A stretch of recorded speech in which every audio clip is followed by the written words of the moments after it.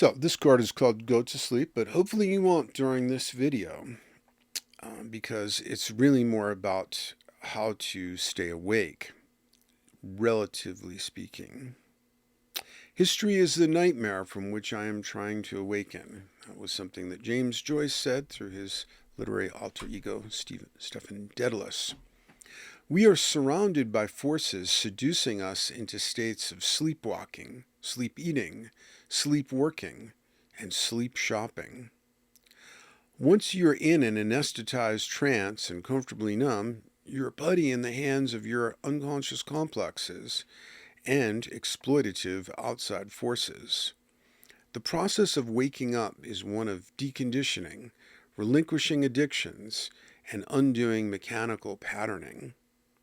The most important form of wakefulness is the realization that we're all on an ever shifting spectrum between wakefulness and being entranced or asleep. Wakefulness is relative, not absolute, and greater degrees of wakefulness have to be earned moment by moment. As the spotlight of my attention focuses on revising this card, for example, I may lose awareness of my posture or breathing. And of course, right now I'm focused on performing the card. I only have so much attention to spread around and must mindfully choose what I'm lighting up with my present attention and what I'm letting fall into the shadowy backdrop or background, which is basically everything else in the cosmos.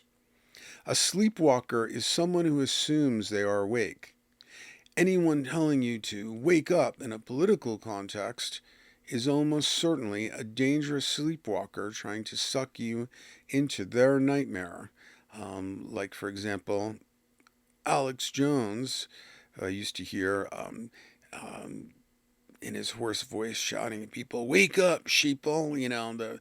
There isn't going to be a 2008 election. They've got the FEMA camps and the Amero waiting to go." And so he's telling people to wake up, but everything he's saying is completely been disconfirmed, and he was just trying to suck you into some nightmare of his own creation. So an awake person is one who realizes they are partially asleep and is actively working to expand their awareness. Someone who tells others to wake up rather than themselves is the definition of a dangerous sleepwalker. So I'm not telling you to wake up. That's your job. Every oracle card in this oracle is a lesson I'm teaching myself. So this is a wakefulness reminder that I need. The earliest forms of sleep, the easiest forms of sleep for us to recognize are those that we think pertain to others much more than to us. And that's how we can indulge in a wake up statement to others. When we become arrogantly superior, pointing out how asleep others are, we lose awareness of our own awareness deficits, our ability to see our own areas of being asleep. The common tendency not to know about current events, this kind of drives me crazy because I get up here from so many people, is a form of being successfully put to sleep. Anyone who says about the news that it's all negative and it's all lies, is saying, I'd rather be blissfully asleep than a responsibly wakeful citizen. The price of freedom, eternal vigilance, is too high for them, and we end up paying for their sleep. As the famous Goya etching says, the sleep of reason produces monsters. So I can understand taking a fast from the news every so often for spiritual reasons, but I'm sorry, saying that I just tune out the news because I'm on my own like independent spiritual trajectory. That's not cool, because some majority of people need to be paying attention to the news, or we're going to all end up in tyrannies. Okay, so I don't regard that as responsible behavior. All right. Sleeping through current events or lacking the critical thinking skills and ability to rank the validity of sources of information is exactly what produces the monsters and nightmares of history. Not remembering your dreams is a form of sleeping through the other side of your incarnation. Ingesting foods, pills, etc., without knowing what's in them and what they're doing to you is another dangerous somnambulism. Sleeping around unconsciously, not learning from personal and collective history, forever seeking outside objects and hobbies are examples of non-wakefulness. Many people are so put under by spells or enchantments that they will actually incorporate them as personal mottos emblazoned on baseball caps and bumper stickers. Commuting to work in the 80s, I noticed a common bumper sticker that read, I owe, so off to work I go. How many people spend their lives laboring under that spell? Or how about another common one, he who dies with the most toys wins?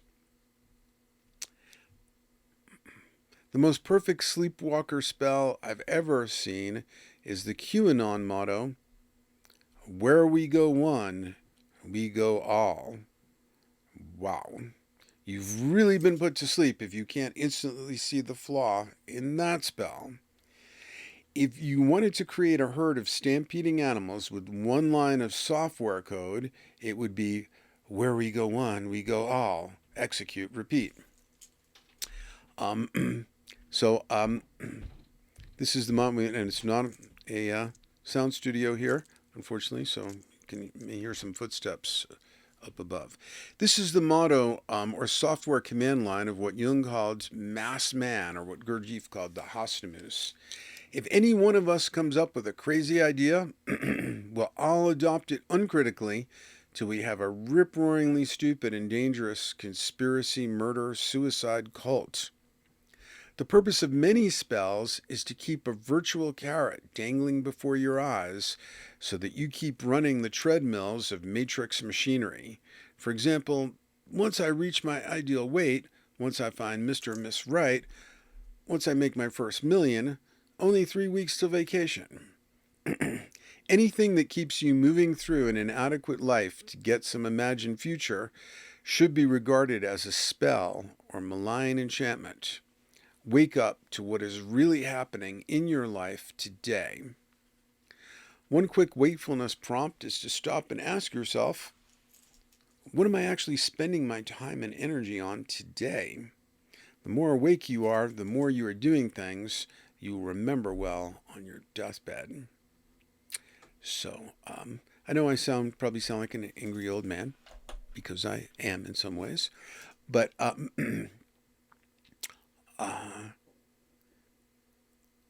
seeing how much other people are asleep is extremely annoying and maddening.